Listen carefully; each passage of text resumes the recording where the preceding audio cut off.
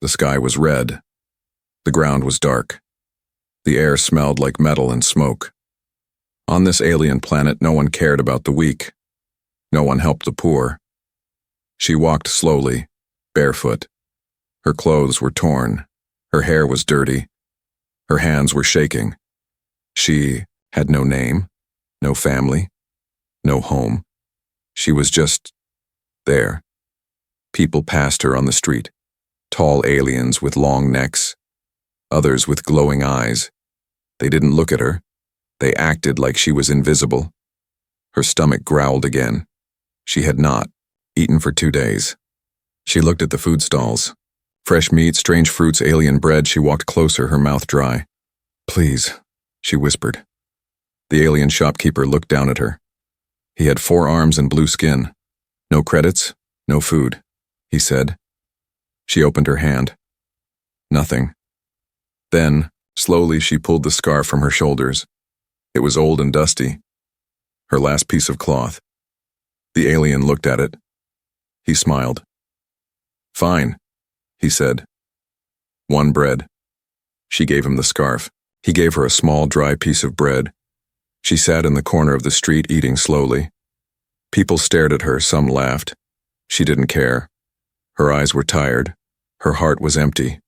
Once, a long time ago, she had a family, a mother, a little brother. But a war destroyed everything. Her planet was attacked. She was taken, sold as a slave, used by cruel masters. And then she ran away. Now she was here, on a strange world where kindness did not exist. Suddenly, someone shouted, "Thief! Stop her!" A small child ran past her. Behind him, 2 guards chased with electric sticks. The child fell. The guards lifted their weapons. The girl stood up without thinking. She jumped in front of the boy. "No," she said. The guards paused. "She's just a rat," one said. "Move!" the other shouted. But she didn't move. One of the guards raised his stick. Then, a voice came. Enough. A man stood there. He was tall. His clothes were simple. His face was rough. But his eyes, they were different. Strong. Calm. He was human. The guards looked at him. "This is not your business, human," one of them said. The man walked closer. "She's with me." The guards laughed. "She's a street rat. You want her?" "Yes," the man said. They stared at him, confused. Then they walked away, angry. The girl looked up at the human. She was afraid. He held out his hand. "Come," he said. She didn't. "Move, I won't hurt you," he said softly. She took his hand. He led her through the streets, away from the crowd. They reached a small room in a quiet building. There was a bed, water, some food on the table. "You can stay here," he said. She didn't speak. He gave her a blanket. "You must be hungry." He placed food in front of her. Real food. Warm food. She stared at it. "Why?" she asked in a weak voice. "Because you need help," he said. "No one helps for free," she said. "I do," he replied. She looked at him with wide eyes. He smiled. "You have a name?" he asked. She shook her head. "Then I'll call you Nara," he said. She repeated it slowly. "Na-ra." Something moved inside her chest, a small light. No one had ever given her a name. "Why are you helping me?" she asked. He didn't answer, just smiled again and said, "Sleep, you're safe now." For the first time in years. She believed it. That night, she slept on a real bed, with a full stomach, with a name. But outside, the city watched, and someone had recognized her. It was still dark when she opened her eyes. For a moment, she forgot where she was. No cold floor, no chains, no shouting guards, only soft light and warmth. She touched the blanket. Real, clean. The room was quiet. She smelled food, something warm and new to her. She sat up quickly, heart racing. Was it a dream? Then she saw him. The human. He sat in the corner, fixing a small machine. A small fire glowed near his tools. He didn't speak. She watched him, unsure. Finally, he looked at her. You slept like a stone, he said with a smile. She didn't know what that meant. But his voice wasn't harsh. It was kind, calm. Are you hungry? He asked. She nodded. He handed her a bowl of hot soup and soft bread. She hesitated. It's not poison, he said, laughing gently. Still unsure, she took a small bite. Her eyes widened. It was good. She began eating quickly, too quickly. The human passed her a glass of water. Slow down. No one's taking it from you, he said. She stopped for a second, then looked at him. Why? Are you helping me? He wiped his hands with a cloth. I've seen what happens to girls like you on this planet. I couldn't just walk away. No one else helped, she said. They're not me. She lowered her eyes. You're human. He nodded. And so are you on the inside, she shook her head. No, I'm nothing. He looked at her for a long time. What's your name? He asked. She said nothing. He leaned forward. No one ever gave you a name? She shook her head again, slower this time. He sat back, thinking. All right, he said. Then I'll give you one. How about Nara? She blinked. Nara, he said again. It means light, in an old Earth language. She whispered it. Nara. He smiled. It suits you. A strange feeling filled her chest. Warm and soft, like the soup. Is this your home? She asked. No, I'm just passing through. Are you a soldier? He shook his head. A traveler, a mechanic, sometimes a fighter, sometimes a fool. She looked at the tools around him. Old wires, scrap metal, parts from broken machines. Why did you stop for me? She asked. He didn't answer right away. I've lost people, too, he said quietly. Long ago. Nara didn't ask more. She understood loss. He stood up and stretched. You should rest more. I'm not tired. Then help me, he said. He handed her a metal piece. She turned it in her fingers. What is it? A voice box. I'm trying to fix it. They worked together. He showed her wires and taught her names of tools. She learned quickly. You're smart, he said. She looked away. I was always told I'm useless. Then they were wrong. She felt it again. The strange, warm feeling. It scared her. Don't be kind, she said suddenly. He looked confused. If you're kind, I'll start to hope. And hope hurts. The human didn't smile this time. He placed his hand on the table and said softly, Hope also heals. They sat in silence for a while. Then outside, a loud noise broke the moment. Nara jumped, her eyes wide with fear. The human stood quickly and went to the window. 3 patrol guards passed by in the street, looking around, scanning. The human closed. The curtain. They're searching, he said. For me? Maybe. Or someone else. But we can't stay here forever. Nara stood up. I'll go. I won't bring trouble to you. He stepped in front of her. No. She froze. You're not running again, he said. Not this time. Tears touched her eyes, but I'm nothing. He knelt in front of her. You're Nara now. That means something. That night she didn't sleep much. She looked at her hands. They were small, thin, but not shaking anymore. For the first time she had a name, for the first time she had a place, and for the first time someone believed in her. The sound of metal crashing filled the alley. Nara rolled across the ground, her chest heaving, her lip bleeding. She coughed, dust in her mouth. And then she stood up again. The alien in front of her laughed. You? A little street rat? You think you can fight me? Nara didn't answer. She just gripped the wooden staff tighter. This time she didn't run. 3 weeks earlier, she couldn't even hold a spoon properly. Her hands shook. Her arms were weak. She couldn't sleep without nightmares, but now, she trained every day. The human who had given her a name had also given her something more. Purpose. You don't need to be the strongest, he told her. Just be the one who doesn't give up. He started slow, teaching her how to Hold tools, then small weapons, then how to fall without breaking bones. Some days she cried from the pain. Other days, she screamed in anger. But she never quit. She began to feel something she never knew before. Power. Not the power of muscles or weapons, but power in her own will. She was learning to stand tall. One morning, she and the human sat on the rooftop, watching the dusty sunrise. "You're getting faster," he said. She smiled, just a little. "I want to protect myself," she said. "And maybe protect others." He looked at her for a long time, then said, "You already are." Before she could answer, an explosion echoed in the street below. Smoke, screams, running footsteps. The human stood at once.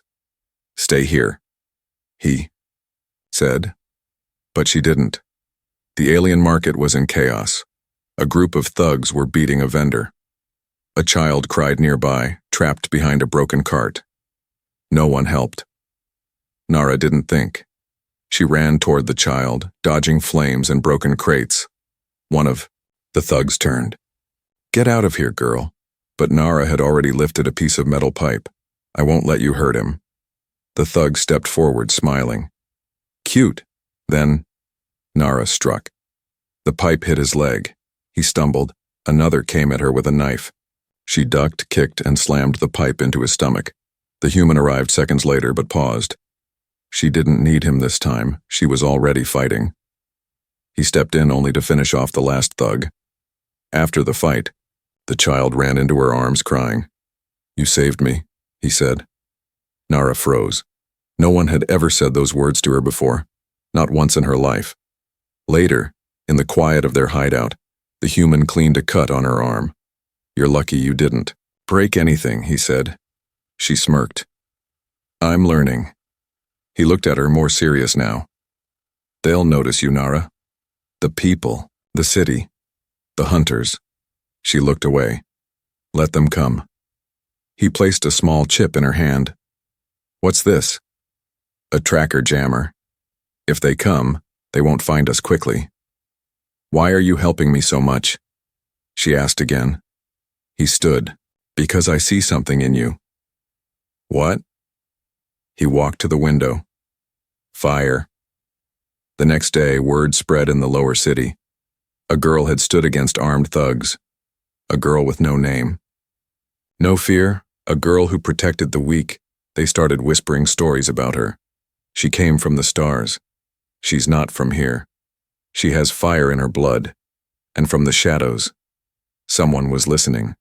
Someone who knew her face. Someone who wanted her back, alive or dead. The city was too quiet. Nara felt it before she saw it. No shouting, no crowds, no market music, just silence.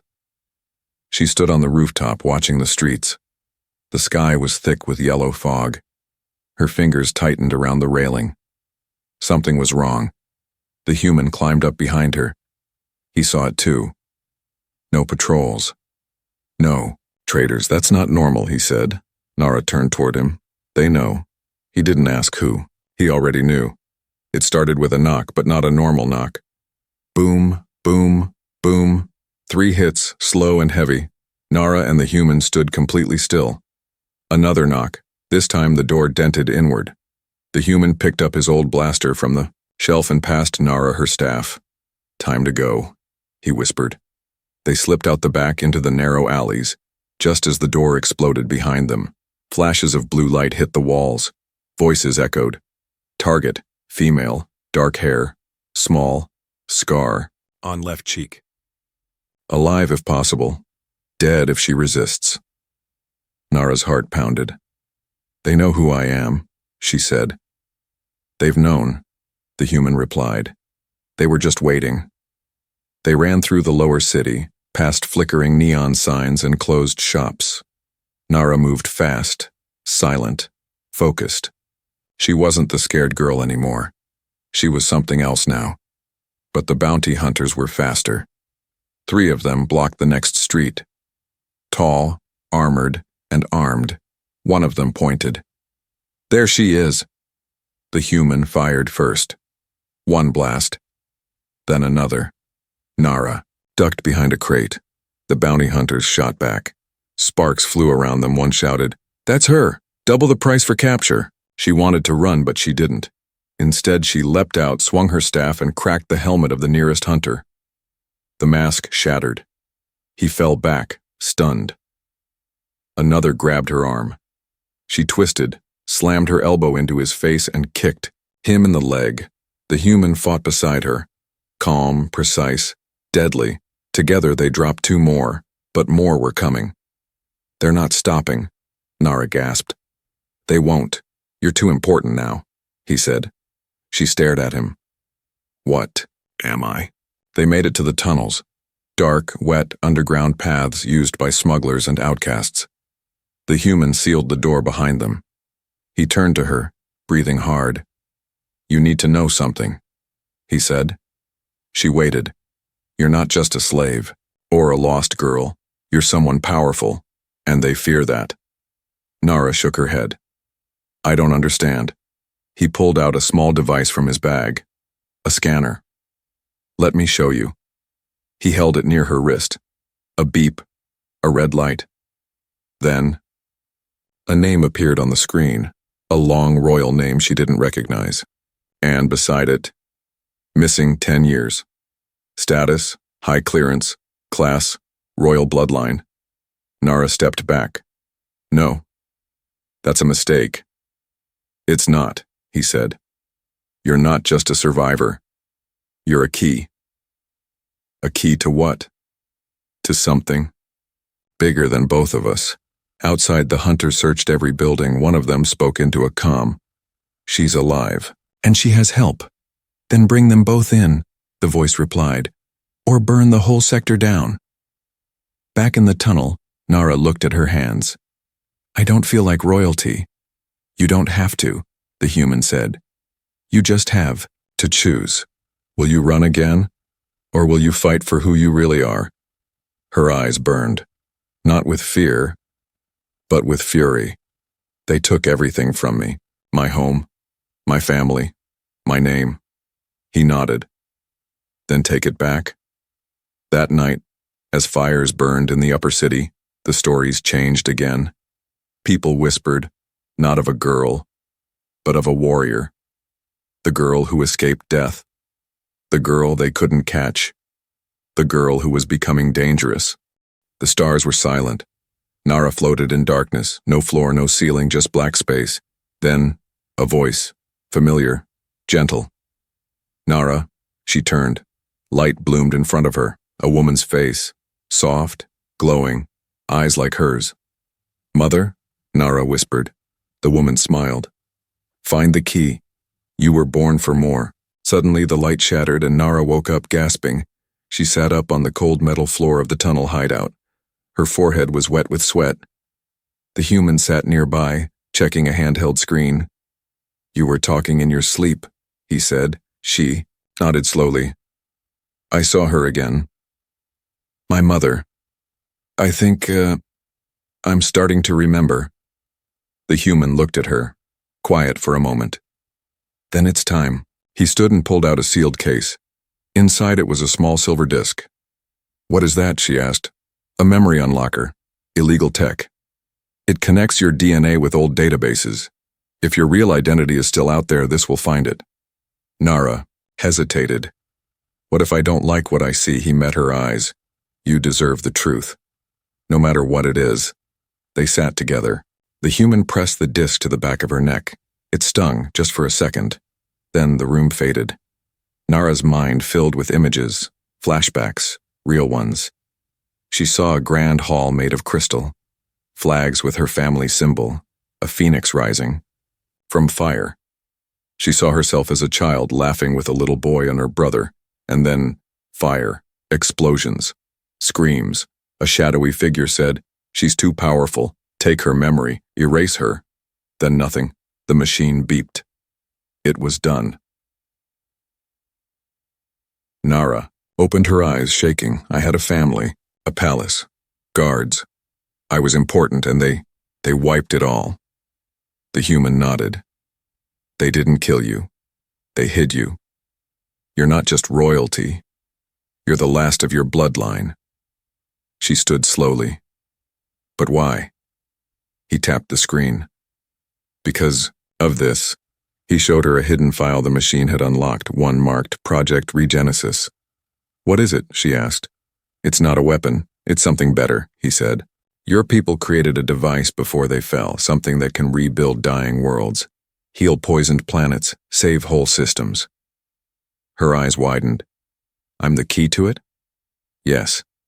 Only your DNA can activate it. That's why the hunters want you dead. That's why the system erased your past. They don't want peace, they want control. She clenched her fists. They destroyed everything to hide this. He nodded. But they failed. You're still here. Later that day, Nara stood at the edge of a rooftop, looking out at the city. The fog was clearing. For once, she saw the stars. The human stepped beside her. You okay? She nodded. I'm scared, but I'm ready. He handed her a new jacket. Dark leather, lightweight armor.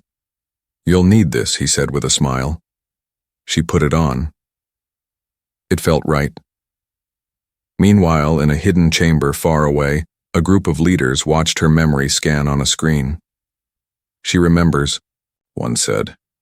Another leaned forward. Then send everything. Ships, drones, kill teams. And the human, the leader's eyes turned cold. Burn them both. Back in the city, Nara spoke quietly. I was no one. You were never no one, the human said. You were just lost. She turned to him. Then let's find the thing they're hiding. Let's bring it back. He nodded. Project Regenesis is deep inside the old ruins. Off-world. Dangerous territory. She smiled. Perfect. That night she packed her gear. No longer running. No longer hiding. Nara was going back to where it all began.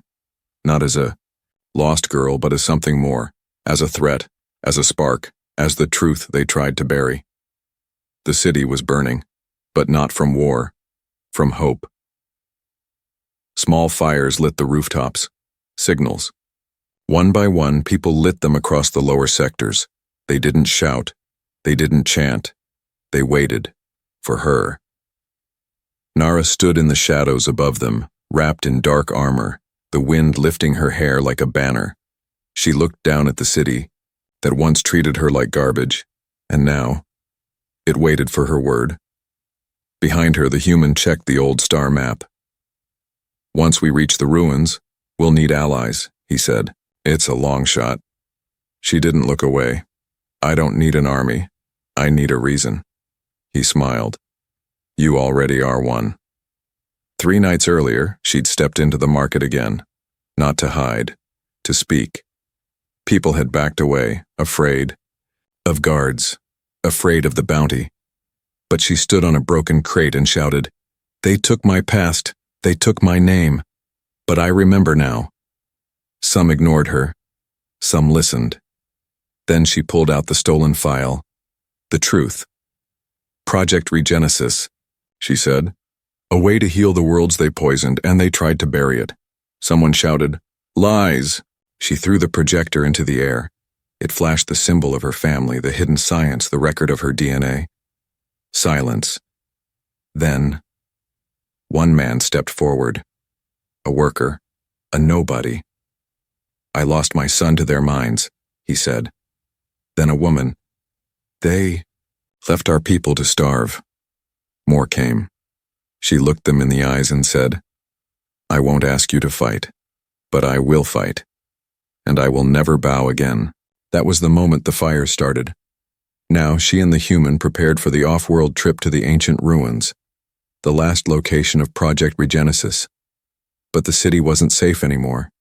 Drone patrols swarmed overhead. Hunter teams kicked. Indoors. The system was scared, and nothing is more dangerous than a system afraid of truth. Before leaving, Nara returned to the rooftop where she once watched the sky.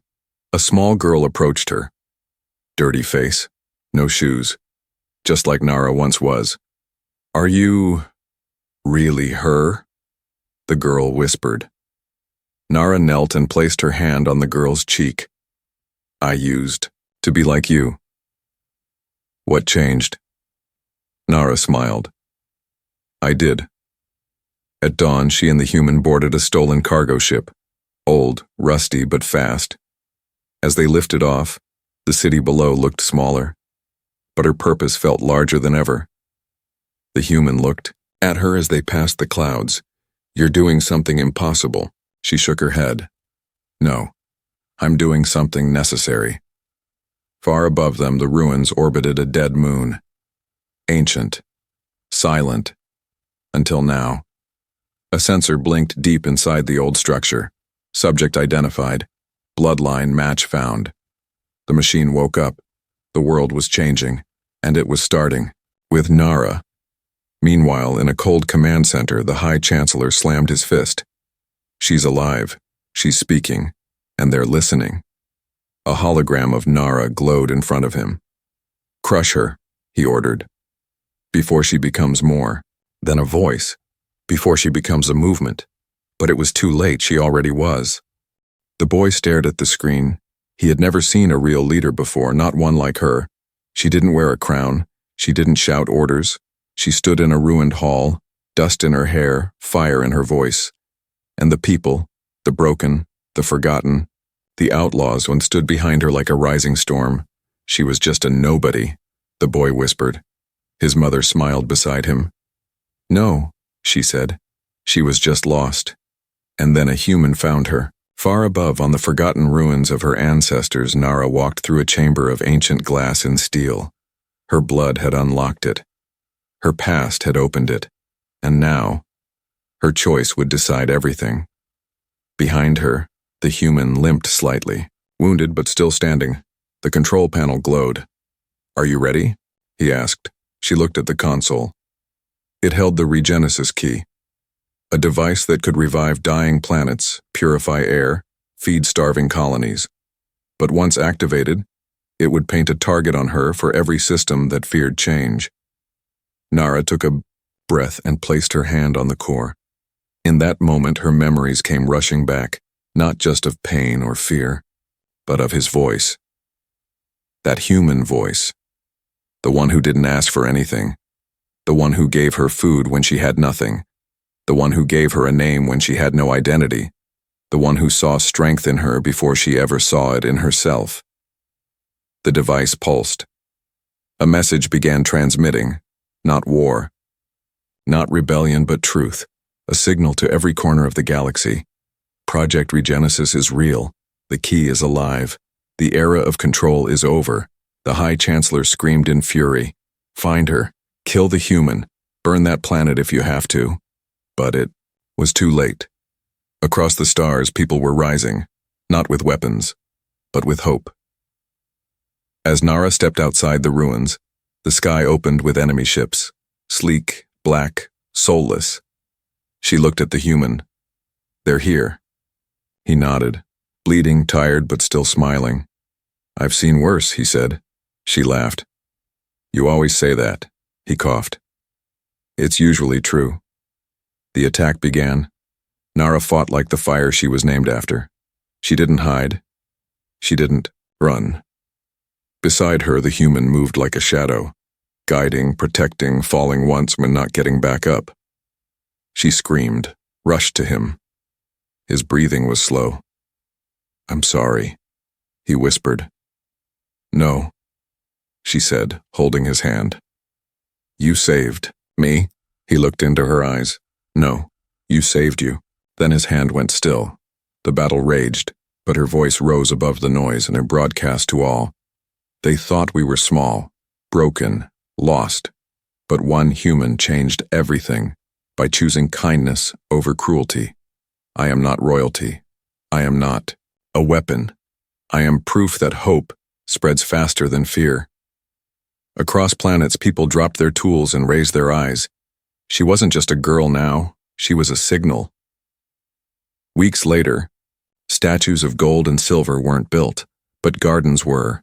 Clean water flowed where it hadn't in years, and children spoke her name in stories, not as a queen or soldier, but as a girl who rose. In every version of her story, one truth remained. There was a human once who saw her differently, and because of him, she changed the galaxy. And in the quiet, Deep in the stars, under a tree planted on the ruins, there was a small stone. No name, just a carving of two figures, side by side a girl and the human who changed everything.